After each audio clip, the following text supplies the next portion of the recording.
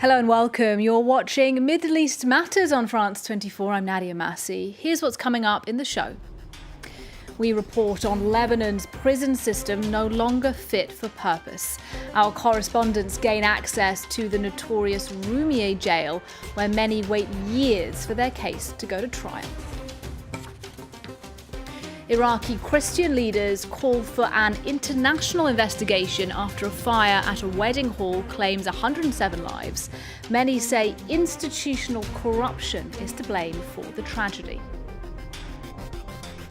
And is chocolate hummus a tasty, trendy snack or an insult to Arab culture? We'll dip into the debate around cultural appropriation of Middle Eastern food with France 24's Thameen Al-Kheetan. But first, we start in Lebanon, where the prison system is on the brink of collapse. Take Roumieh, for example. It is the country's biggest and most crowded jail. It was built to hold 1,500 inmates, but today houses over 5,000 people. And because the wheels of justice turn very slowly, if at all, in Lebanon, most prisoners haven't been sentenced. Instead, they are awaiting trial, often for years, in overcrowded, sometimes dangerous conditions. Well, our correspondents did gain access to film inside Roumieh. Here's what they saw. In the courtyard of Roumieh prison, it's recess, a brief respite for inmates who yearn for one thing: to face trial. Because of the sluggishness of judicial procedure, more than 4/5 of Lebanon's prison population have not yet faced a judge. Inside the cells, dozens of inmates are crammed into just a few square meters. This penitentiary is notorious for overcrowding, and it's often the stage for violent uprisings.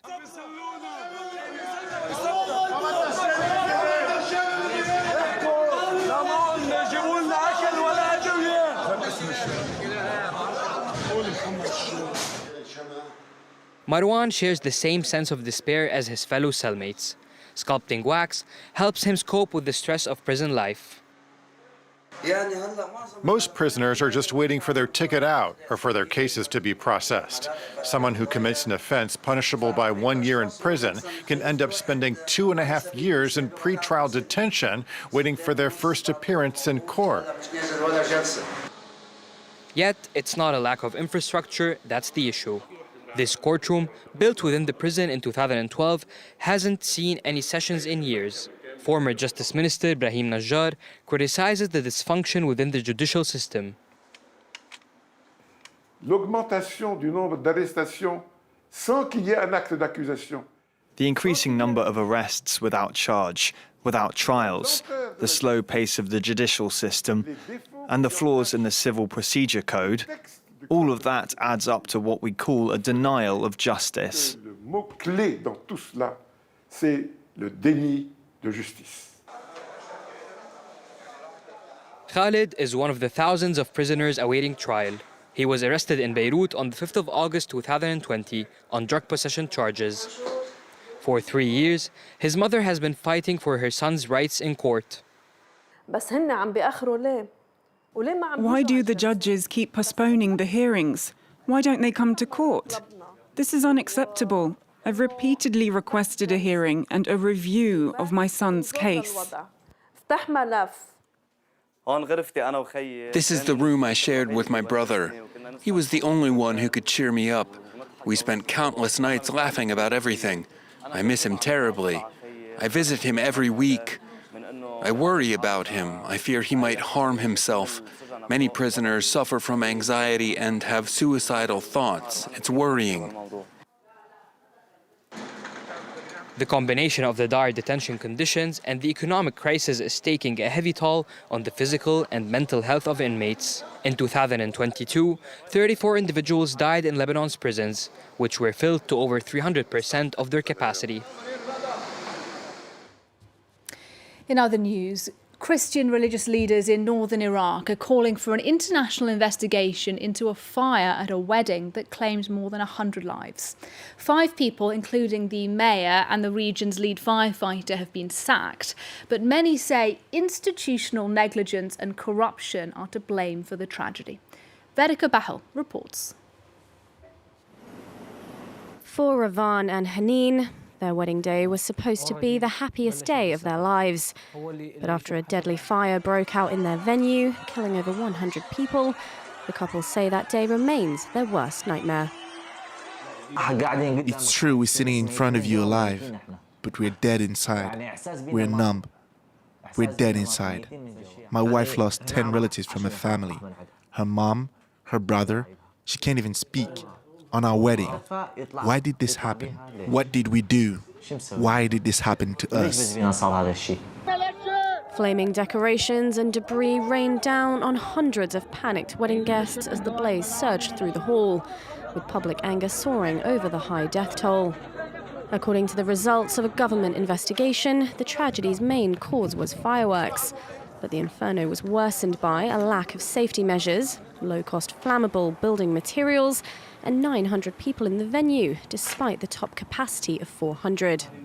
5 Iraqi officials, including the town's mayor and fire chief, have been sacked for failing in their duties. It was definitively proven by the investigation committee that the incident was accidental, unintentional, and it occurred due to gross negligence and carelessness in performing duties, and the use of forbidden, highly flammable materials which helped the fire to spread.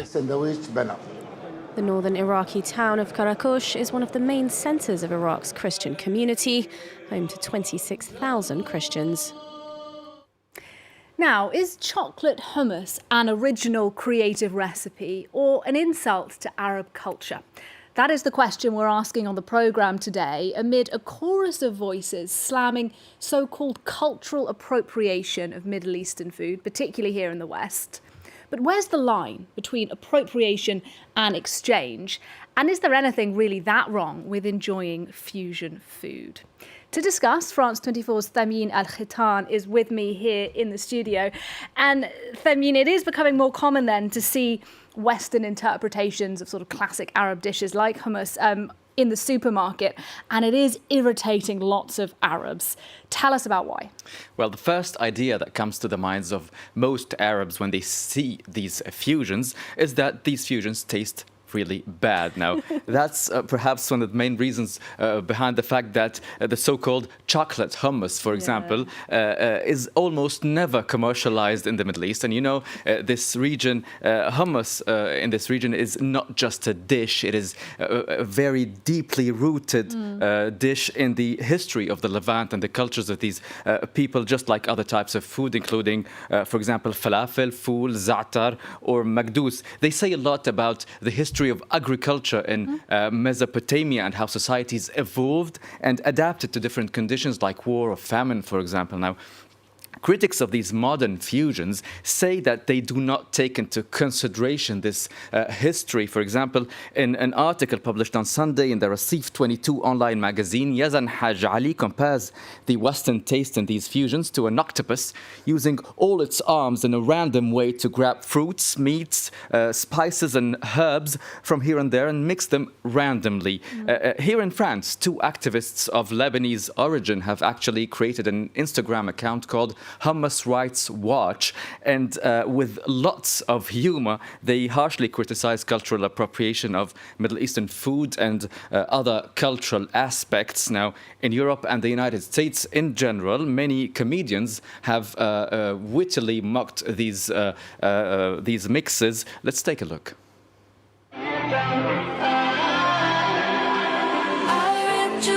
White people, why are you doing this with our food? Go do this with your food, not our food, please. I don't know what the hell you're shaking inside the hummus. Are you putting olive oil or khubuz or hummus on your milkshake? Why? Please stop messing with the Arabic food. We don't want. Just eat it. Just eat it. You're making brownie batter hummus today as like... I know you're in your kitchen like, oh my God, today I'm gonna make like the best hummus ever. Don't, Rebecca, don't do it. Don't put the chocolate in the hummus. It is not culturally appropriate. Of course, you might have seen, Nadia, these restaurants in Paris which offer what they call beet hummus or carrot hummus. Now, given that hummus in Arabic literally means chickpea, this means they're serving carrot chickpeas or beet chickpeas. So even from a linguistic point of view, it's well, nonsense. Yeah, I can see linguistically it doesn't quite work, Thameen, but just to play devil's advocate here, why can't we see these trendy fusion creations as a way of appreciating Arab food rather than just sort of Western hegemonic cultural appropriation? Here comes the argument that might make many in the West feel uncomfortable. It's a matter of dominating and dominated cultures, according to many writers and sociologists. For example, Berlin-based Syrian journalist Ahmed Qal'aji says that openness to other cultures is a very good thing, but things are different when a powerful, dominating group uses symbols of a minority or a weaker persecuted group in a way that is seen by the latter as a form of exploitation. This, of course, applies to the relationship between the West and the Middle East. And of course, in some parts of the Middle East, Thameen, this is explicitly political, isn't it? Well, cultural appropriation is political by essence, and it is even more political when it comes to the Israeli occupation in Palestine and the conflict between Israel and its neighbors. Now, dishes like hummus, falafel, and knafe, for example, are often claimed to be Israeli, while the Palestinians accuse Israel of trying to dispossess them of their culture and history as part of colonial policies. Now, of course, this is a trend that we have seen throughout history in situations of military occupation and colonization. Now, Arabs insist that these dishes existed well before the creation of the State of Israel. But of course, Jews have always existed in the Middle East, and evidently they used to eat hummus like all other Arabs of different religions. Now, in recent years, this conflict has taken place inside the Guinness World Records book. In 2009, a group of Lebanese chefs broke the Guinness World Record for the largest hummus dish. But a few months later, a group of Arab chefs in Israel broke that same record again. And a couple of years later, a Jordanian hotel in Amman managed to cook the largest falafel piece in the world. Yeah, and we're looking at it there, and with the greatest respect to those chefs in Jordan, my personal belief is falafel should be very small. I do agree with you. There we are. Well, thank you very much, Thameen Al-Kheetan, for dipping into that issue of cultural appropriation here on the programme. We appreciate it. And thanks to you as well for watching Middle East Matters this week on France 24. That's it for the programme, but we're back at the same time next week. Bye for now.